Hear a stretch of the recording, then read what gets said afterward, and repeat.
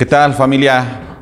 Ya estamos nuevamente acá, ahora con una nueva serie. Hemos terminado la serie de Colosenses y ahora estamos en el inicio de lo que es el Evangelio a Lucas. Y esto es lo que nosotros tenemos que estar siempre bien puestos, bien con las pilas y la atención siempre lista para escuchar lo que Dios tiene para nosotros.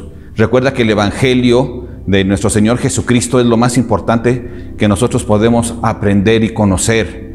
Y Dios, a través de el doctor Lucas, le da la capacidad, la inspiración, la guianza para que él pueda hacer una recopilación de datos de una manera tremenda. Verdaderamente muestra cómo es un historiador sumamente capaz, pero esto es lógico por la capacidad que le ha dado Dios para que él pueda realizar este trabajo tan hermoso, tan preciso, que nos da la certidumbre de cómo nuestro Señor Jesucristo es el Hijo de Dios y cómo nuestra fe en Él está bien cimentada. Así que, ¿qué te parece si vamos a dar inicio? Pero antes déjame recordarte que el doctor Lucas se cree que él terminó de escribir el Evangelio más o menos como por el año 60 a 75.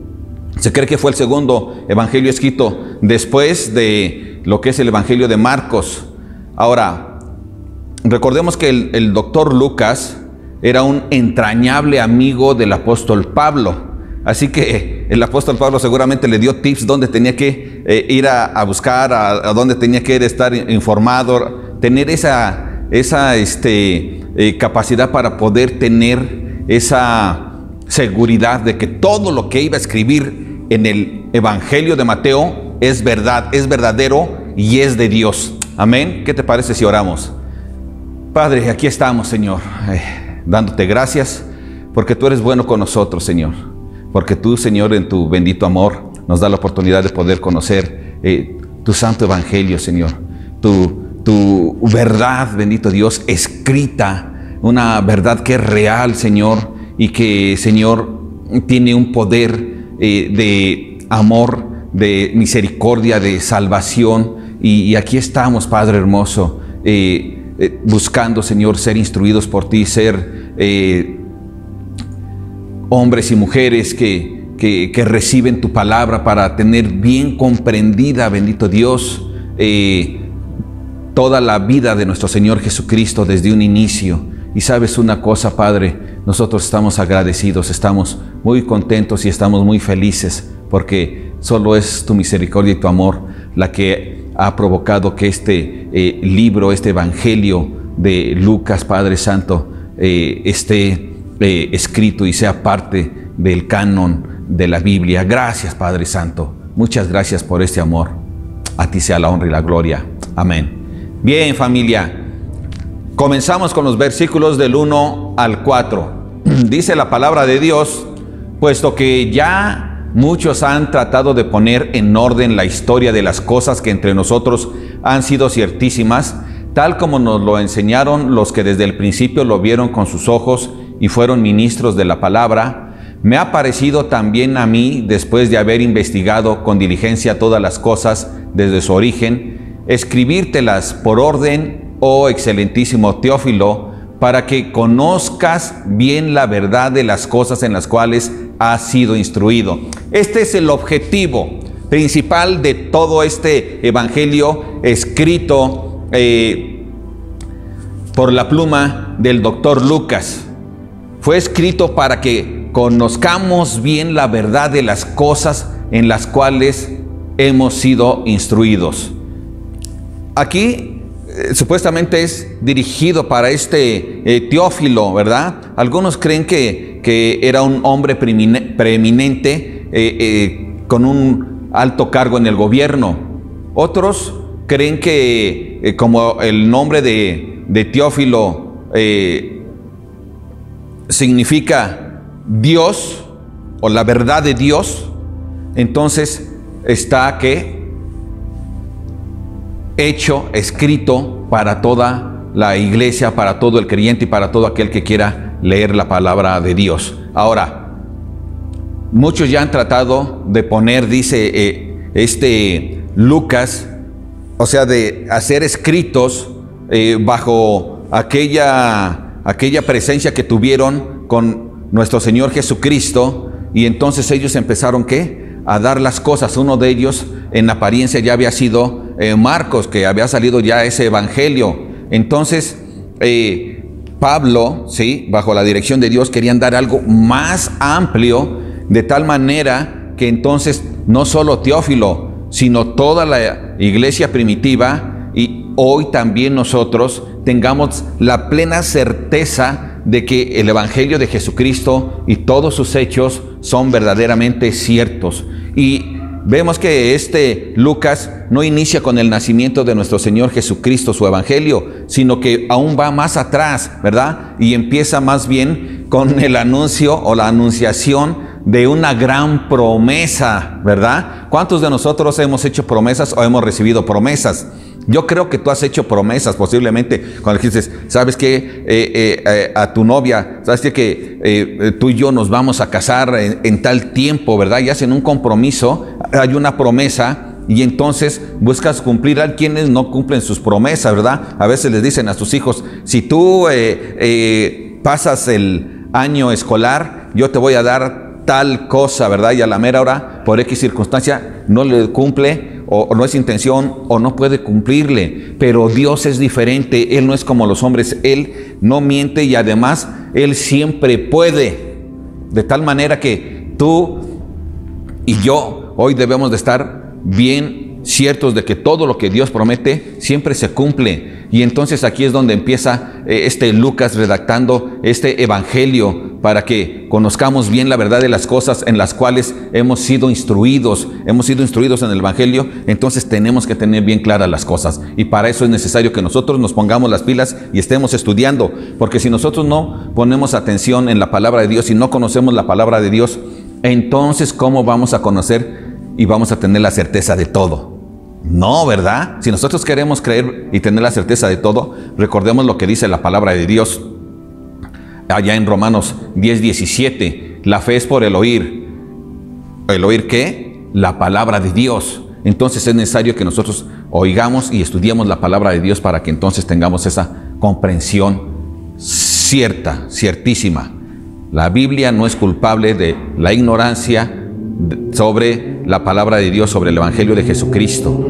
Los culpables somos aquellos que no queremos o no nos damos el tiempo para estudiarla. Versos 5 al 13 dice: hubo en los días de Herodes, rey de Judea, un sacerdote llamado Zacarías, de la clase de Abías. Su mujer era de las hijas de Aarón y se llamaba Elisabet. Ambos eran justos delante de Dios y andaban irreprensibles en todos los mandamientos y ordenanzas del Señor, pero no tenían hijo porque Elisabet era estéril y ambos eran ya de edad avanzada. Aconteció que, ejerciendo Zacarías el sacerdocio delante de Dios según el orden de su clase, conforme a la costumbre del sacerdocio, le tocó en suerte ofrecer el incienso entrando en el santuario del Señor. Y toda la multitud del pueblo estaba fuera orando a la hora del incienso, y se le apareció un ángel del Señor puesto en pie a la derecha del altar del incienso, y se turbó Zacarías al verle y se sobrecogió temor. Pero el ángel le dijo: Zacarías, no temas, porque tu oración ha sido oída, y tu mujer Elisabet te dará a luz un hijo y llamará su nombre Juan.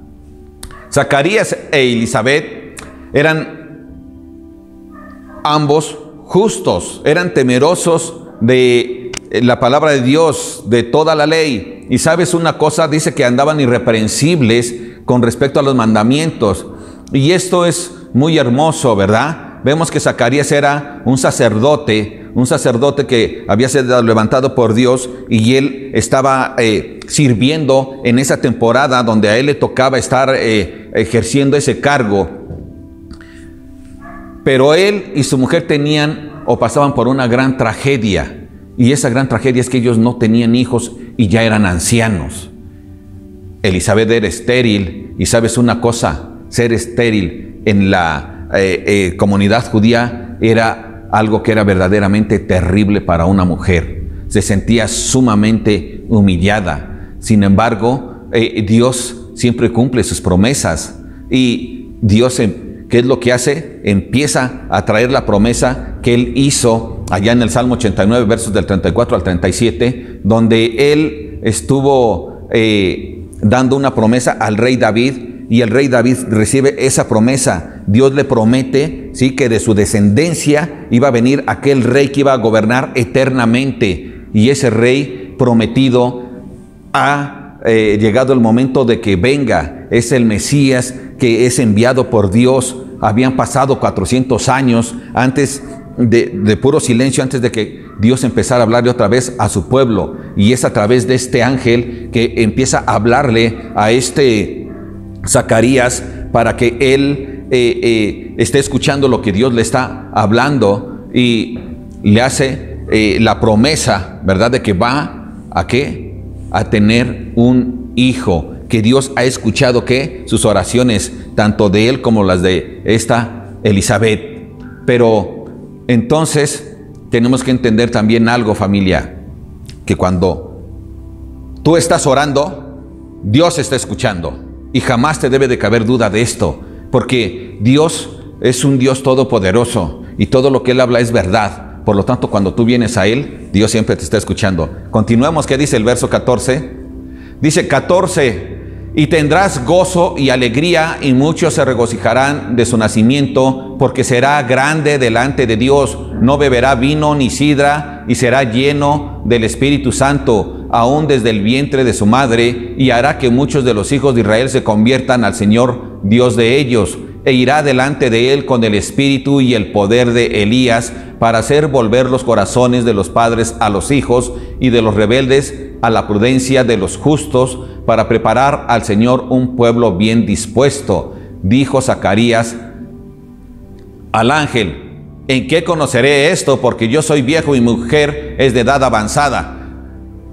Una de las cosas con respecto al nazareo, y que iba a realizar Juan el Bautista más adelante, es que los nazareos prometen, ¿sí?, en su vida no beber ni licores ni vino. Y Juan el Bautista encontraría su delicia, su felicidad, su alegría en Dios y en la dirección del Espíritu Santo. Porque recordemos que el alcoholismo en realidad solamente acarrea consecuencias que son muchas veces hasta funestas. El alcoholismo solo acarrea que tengas problemas físicos físicos, espirituales, emocionales, y también dentro de la sociedad tú pasas a hacer daño a tu familia, a tus conocidos y a todos los que te rodean. Y sabes una cosa, Dios ya había hecho esta profecía para que Juan el Bautista no se gozara con el vino ni con el licor, sino que él iba a estar apartado, porque él era el profeta más grande que Dios había levantado, de tal manera que entonces él se iba a dedicar a otra cosa. ¿A qué? A llevar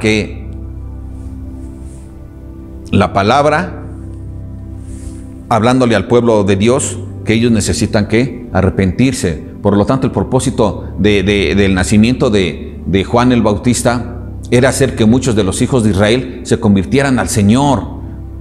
Y esto llevaría también a que hubiera reconciliación entre los padres con los hijos. Y es que a veces no es tanto el problema de la diferencia generacional, sino que el problema está en el distanciamiento de los padres con una relación verdadera, real con Dios.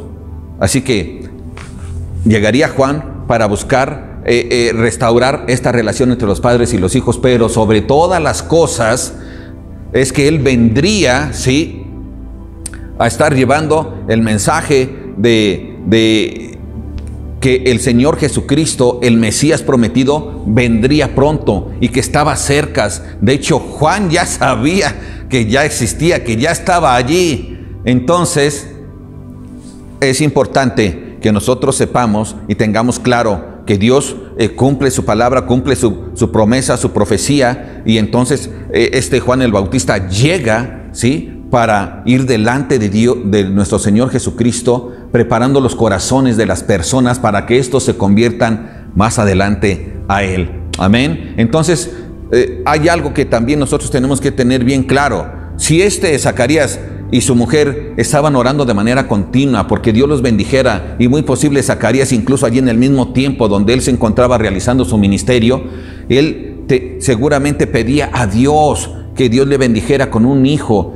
Y ahora que Dios le está diciendo a través del ángel que Dios había escuchado su oración y que le iba a bendecir con un hijo, pregunta que cómo iba a ser eso.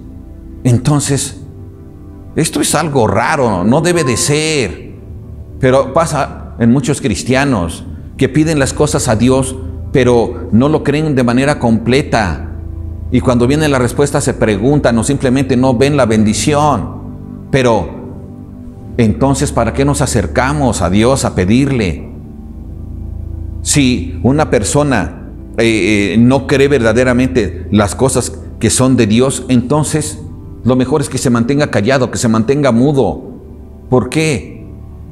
Porque no lo cree. ¿Para qué se acerca a Dios a pedir?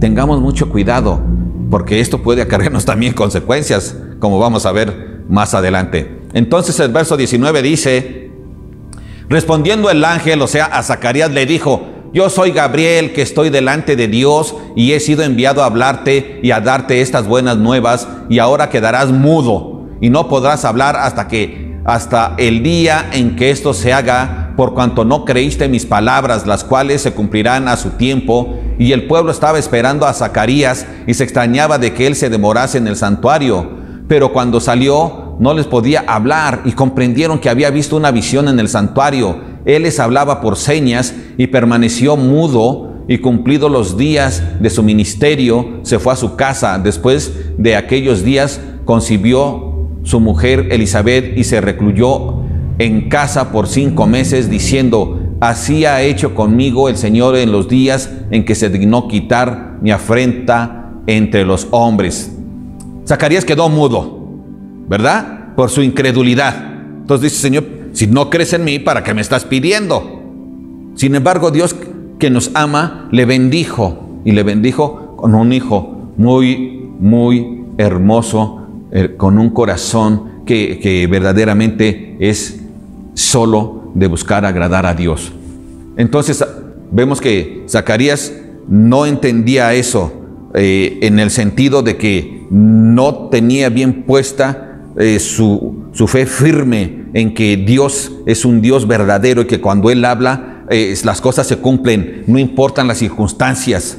¿Por qué? Porque Él es un Dios todopoderoso. Y te aseguro que Zacarías bien que sabía que Dios es un Dios todopoderoso, y conocía todos sus hechos, porque un sacerdote tenía que conocer toda la ley perfectamente, de tal manera que no solo tenemos que conocer la palabra, tenemos que creerla siempre. Ahora, mientras él permanecía mudo, no solo dentro de realizando su servicio en el templo de Jerusalén, sino que además, una vez que él termina sus labores ahí, porque recordemos que en la época del rey David, él emitió, ¿sí?, un permiso para que los sacerdotes trabajaran por temporadas y así tuvieran sus propias vacaciones. Asimismo, entonces, Zacarías termina su ministerio de esa temporada, llega a su casa, pero él no podía festejar que Dios le había bendecido con un hijo, mientras que Elizabeth, ella sí, él se limitaba entonces a estar escuchando cómo alababa a Elizabeth a Dios por esa gran bendición que le había dado, y ellos sabían de qué se trataba esa gran bendición. Así que, familia, vamos a seguir nosotros atentos cómo Dios prepara la venida de nuestro Señor Jesucristo. Así que las consecuencias por la fe, familia, en las promesas hechas por la palabra de Dios, es algo que si nosotros dudamos, tenemos consecuencias. Mejor callémonos. Pero si no dudamos, órale, vamos recios con esa fe grande, con nuestro Señor y Dios Todopoderoso, como vemos que esta Elizabeth sí lo creyó. Amén. Continuamos con el versículo 26 en adelante. Dice la palabra de Dios: al sexto mes el ángel Gabriel fue enviado por Dios a una ciudad de Galilea llamada Nazaret, a una virgen desposada con un varón que se llamaba José, de la casa de David, y el nombre de la virgen era María. Y entrando el ángel en donde ella estaba, dijo: salve muy favorecida, el Señor es contigo, bendita tú entre las mujeres. Mas ella, cuando le vio, se turbó por sus palabras y pensaba qué salutación sería esta. Entonces el ángel le dijo: María, no temas, porque has hallado gracia delante de Dios, y ahora concebirás en tu vientre y darás a luz un hijo y llamarás su nombre Jesús. Este será grande y será llamado Hijo del Altísimo, y el Señor Dios le dará el trono de David su padre, y reinará sobre la casa de Jacob para siempre, y su reino no tendrá fin. Entonces María dijo al ángel: ¿cómo será esto? Pues no conozco varón. Respondiendo el ángel le dijo: el Espíritu Santo vendrá sobre ti, y el poder del Altísimo te cubrirá con su sombra, por la cual también el santo ser que nacerá será llamado Hijo de Dios. Y he aquí tu pariente Elizabeth, ella también ha concebido hijo a su vejez, y este es el sexto mes para ella, la que llamaban estéril, porque nada hay imposible para Dios. Entonces María dijo: he aquí la sierva del Señor, hágase conmigo conforme a tu palabra. Y el ángel se fue de su presencia. Bueno, dice que era una virgen desposada con un varón que se llamaba José. ¿Qué quiere decir cuando dice que estaba desposada? Desposada no quiere decir que estaba casada, sino que ya había un compromiso de casarse. Recordemos que cuando ellos se desposaban, hacían el compromiso, pasaba todo un año, ¿sí?, para que entonces el novio fuera a buscar a la novia y entonces ahí se casaran. Pero acá todavía no era así, solo era que su prometida. Y vemos que Dios le hace una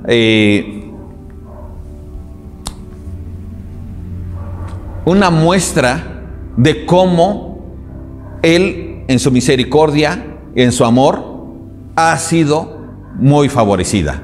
María, esta mujer virgen que no había tenido relaciones sexuales porque aún no se casaba, ella sí había sido muy favorecida, ella no tenía nada que presentar delante de Dios. Era una mujer como cualquier otra, una mujer entre las demás mujeres, pero fue favorecida por Dios. Esto no quiere decir que ella no era una mujer especial en el sentido de que era una mujer obediente a Dios en todos sus preceptos, y por lo tanto Dios la escogió a ella, pero no fue exactamente por esas capacidades que ella tuviera, sino porque a Dios le plació favorecerla, ¿sí? Igual podía haber favorecido a otra, pero Él decidió que ella fuera la favorecida, porque así lo quiso Él, eso fue su plan de Él. Así que Elizabeth le puede decir: ¿sabes qué? El Señor es contigo, es decir, Dios te ha favorecido. Y le dice: bendita tú entre las mujeres. No le dice bendita tú sobre las demás mujeres, sino entre las mujeres. Y esto es bien importante de tener claro. Y le dice: no temas, le dice el ángel, porque has hallado gracia delante de Dios. ¿Delante de quién halló gracia María? Delante de Dios. ¿Cómo es que halló gracia? Es decir, solo porque a Dios le plació, solo por su amor, solo por su misericordia, decidió que fuera María. Pero Él podía haber decidido que fuera otra mujer virgen. Decidió que fuera ella. Amén. Entonces, cuando María pregunta al ángel: ¿cómo será esto?, no es que ella dudara, simplemente quería saber cómo iba a estar sucediendo esto, ¿sí? Porque ella además ya estaba desposada, o sea, comprometida, ¿verdad? Entonces quería que Dios le dijera cómo se iba a desarrollar. Entonces el Espíritu Santo no la deja con dudas y le dice: ¿sabes qué? Esto va a ser de esta manera. Dice: vendrá sobre ti, ¿sí?, la sombra de Dios y te cubrirá, y el poder del Altísimo, ¿sí?, que será sobre ti, provocará ¿qué? Que tú engendres un hijo, que tú concibas un hijo. Ahora, Esto debe quedar bien claro siempre en nosotros, tener esa seguridad. Recordemos que cuando el doctor Lucas inicia, ¿sí?, este evangelio, él empieza dejando en claro que ya otros quisieron acumular todas las evidencias para empezar a hablar la palabra de Dios. ¿Y quiénes son los que tenían esas evidencias? Pues los apóstoles, ¿verdad? La gente que estaba cercana a él. Y cuando Lucas quiso hacer todavía, desde luego por la inquietud que puso Dios en su corazón, algo todavía más preciso, entonces Lucas tuvo que ir con los discípulos, o sea, con los apóstoles, tuvo que ir con aquellos que estaban cerca del Señor Jesús, tuvo que ir a sus pueblos, a donde anduvo nuestro Señor Jesús, estuvo cerca también de su familia de Jesús. Él hizo una serie de investigaciones tremendas, aparte de los manuscritos que ellos ya estaban escribiendo. Así que nosotros tenemos que tener siempre esta seguridad de que María era virgen, la sombra del Altísimo con el poder del Espíritu Santo provocan que ella engendre, conciba a la simiente que es nuestro Señor Jesucristo, y entonces ella se prepara y ella dice: he aquí la sierva del Señor, hágase conmigo conforme a tu palabra. Es decir, esto es bien importante. Y esto es lo que hace cada persona que reconoce que es siervo de Jesús, que es sierva de Jesús. No está cuestionando las cosas, solamente dice: hágase tu voluntad, que tu palabra se haga en mi vida. Y nosotros tenemos la palabra de Dios escrita, tenemos este evangelio escrito, y todo lo que Dios nos enseña y nos va a seguir enseñando a través de este evangelio, nosotros tenemos que creerlo y tenemos que ponerlo por obra. Si nosotros también somos creyentes como lo era María, y entonces le diremos a nuestro Dios también: hágase conmigo conforme a tu palabra. Ella reconoció que era la sierva del Señor. No dijo: yo soy la reina de Dios, yo soy la madre de Dios. No, ella fue la madre de Jesús, porque así decidió Dios que sucediera, pero no la madre de Dios jamás, ¿sí? Sino que ella era la esclava de Dios mismo. Y recordemos que aquí dice: hágase aquí su voluntad. ¿Con qué? Con esta sierva. ¿De quién? Del Señor. Y recordemos que la palabra de Dios, cuando dice Señor, con S mayúscula, se refiere en especial a nuestro Señor Jesucristo, desde luego, quien es Dios mismo. Amén. Que sigue diciendo entonces en la palabra de Dios a partir del verso 39. Dice: en aquellos días, levantándose María, fue deprisa a la montaña, a una ciudad de Judá, y entró en casa de Zacarías y saludó a Elisabet. Y aconteció que cuando oyó Elisabet la salutación de María, la criatura saltó en su vientre, e Elisabet fue llena del Espíritu Santo y exclamó a gran voz y dijo: bendita tú entre las mujeres y bendito el fruto de tu vientre. ¿Por qué se me concede esto a mí, que la madre de mi Señor venga a mí? Porque tan pronto como llegó la voz de tu salutación a mis oídos, la criatura saltó de alegría en mi vientre. Bienaventurada la que creyó, porque se cumplirá lo que le fue dicho de parte del Señor. Entonces María dijo: engrandece mi alma al Señor, y mi espíritu se regocija en Dios mi Salvador, porque ha mirado la bajeza de su sierva. Pues he aquí, desde ahora me dirán bienaventurada todas las generaciones, porque me ha hecho grandes cosas el poderoso. Santo es su nombre, y su misericordia es de generación en generación a los que le temen. Hizo proezas con su brazo, esparció a los soberbios en el pensamiento de sus corazones. Quitó de los tronos a los poderosos y exaltó a los humildes. A los hambrientos colmó de bienes, y a los ricos envió vacíos. Socorrió a Israel su siervo, acordándose de la misericordia, de la cual habló a nuestros padres, para con Abraham y su descendencia para siempre. Y se quedó María con ella como 3 meses, después se volvió a su casa.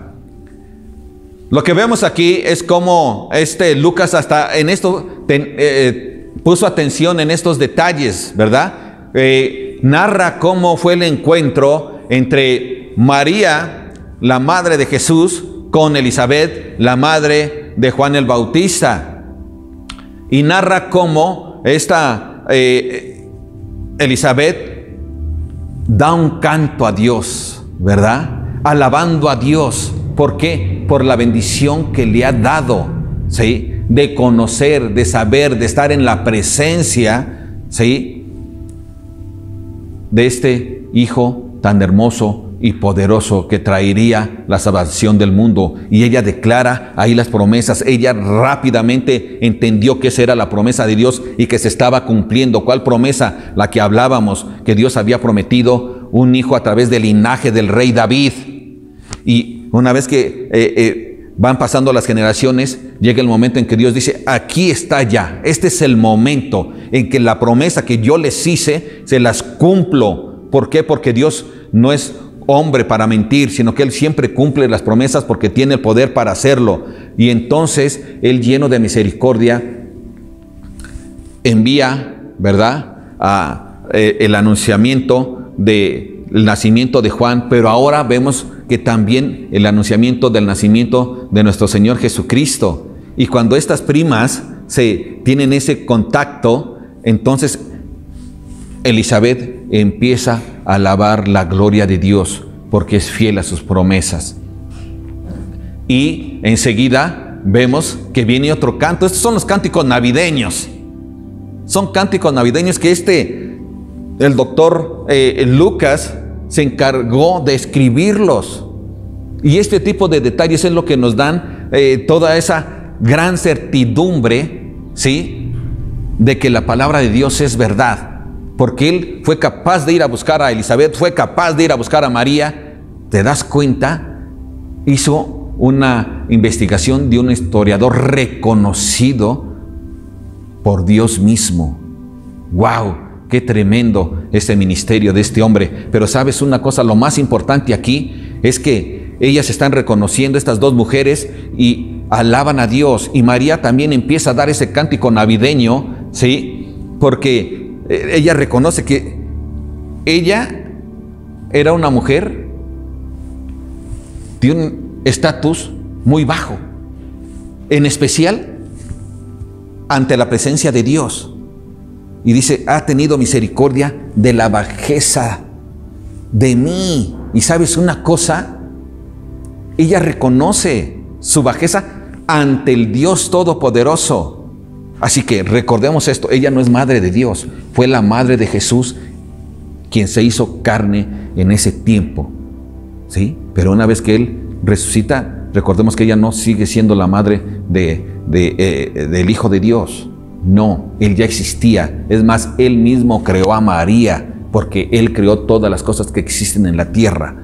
Pero es importante que, como el ministerio y como el Mesías que se hizo carne para venir a salvar al mundo, ella fue usada, favorecida por Dios, ese gran privilegio que ella tiene, y nosotros le reconocemos eso.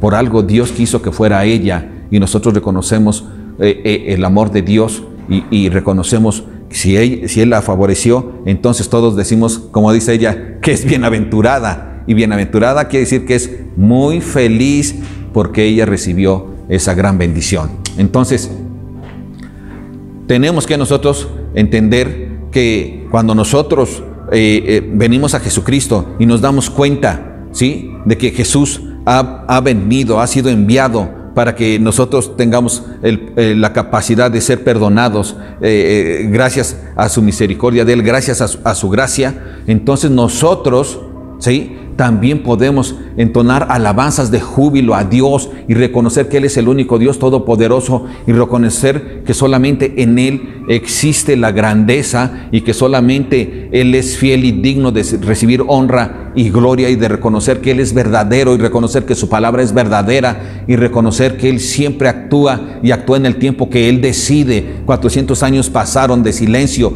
pero ahora Él da el anunciamiento de que nuestro Señor Jesucristo venía a la tierra e iba a nacer. ¿Para qué? Para realizar ese propósito, para realizar y cumplir esa promesa que Él había dado de que enviaría un libertador, que enviaría un salvador. Y eso es lo que está sucediendo acá. Tú y yo también ya lo conocemos.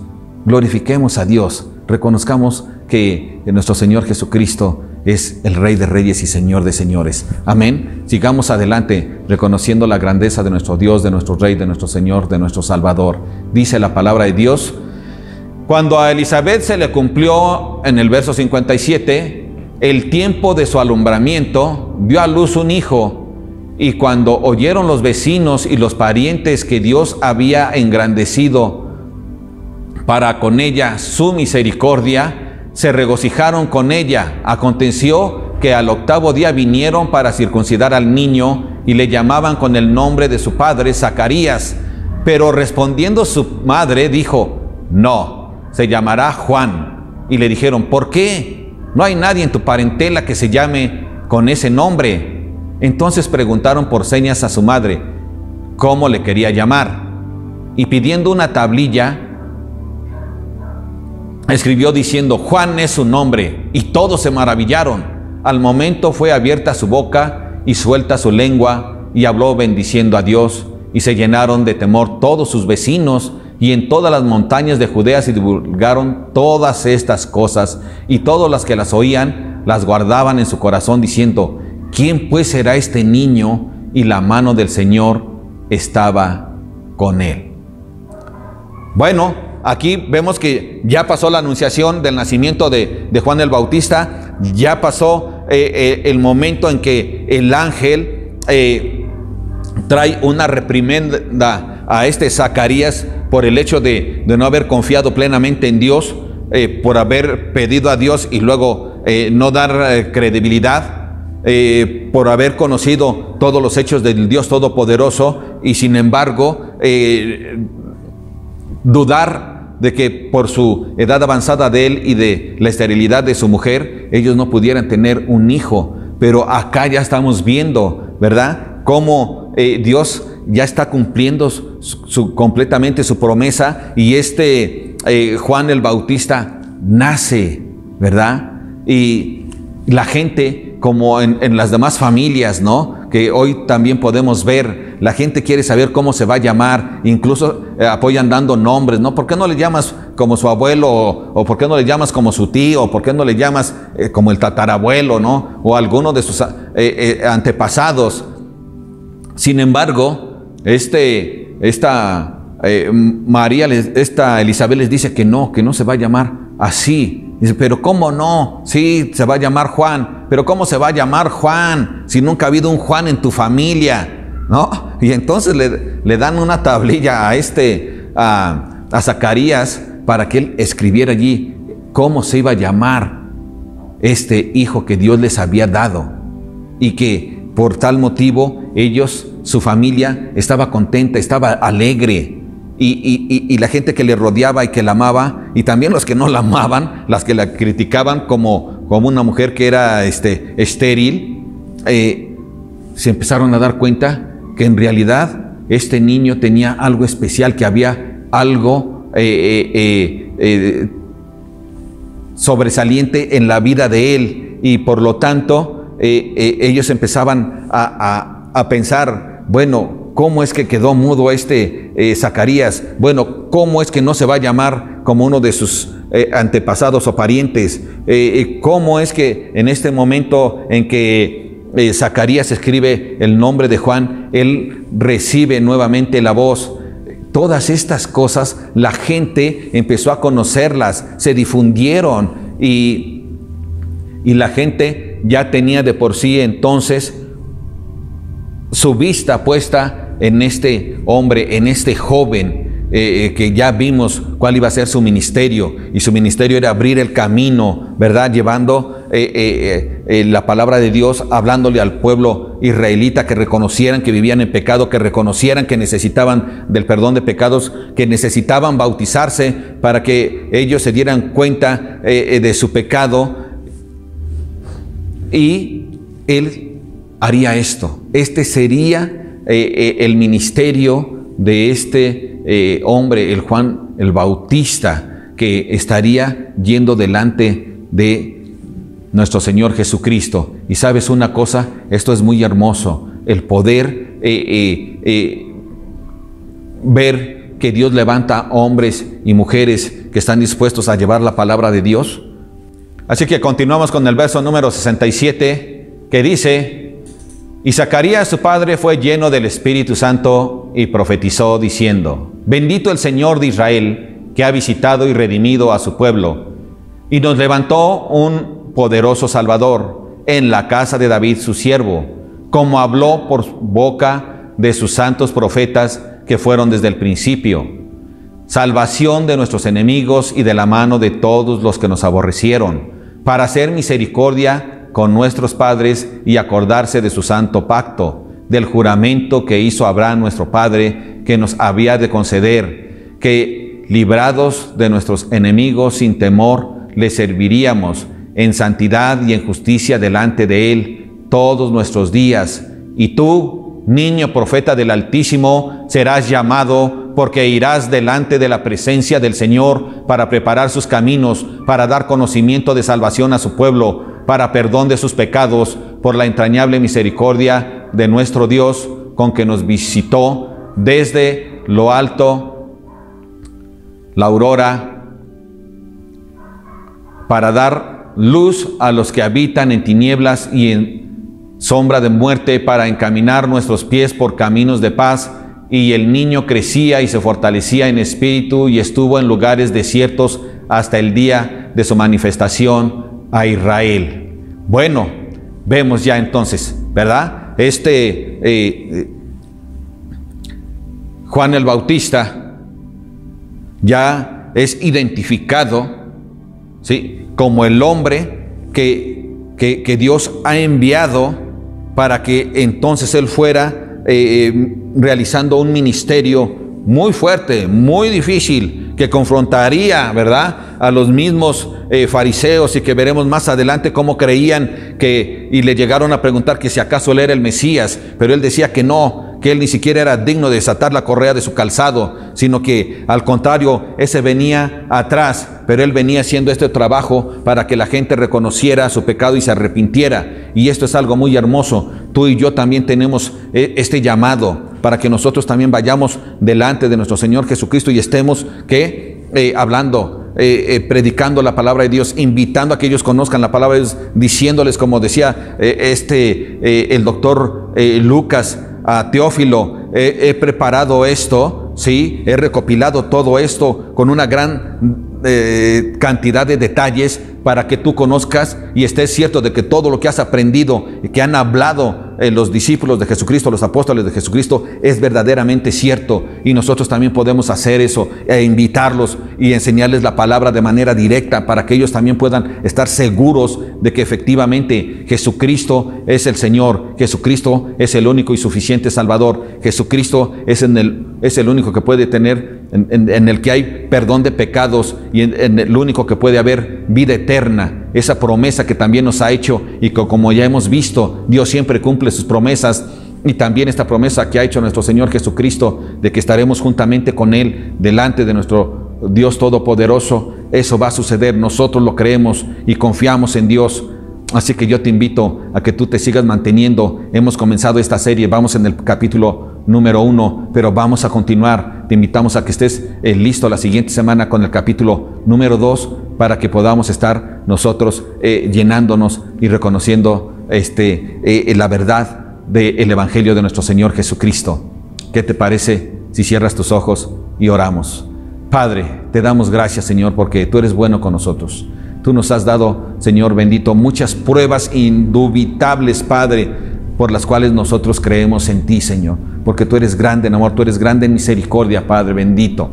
Sabemos que tú inspiraste al doctor Lucas para que escribiera este evangelio, para que hubiera certeza completa de nosotros en la verdad de nuestro Señor Jesucristo, en la verdad de este evangelio, bendito Dios.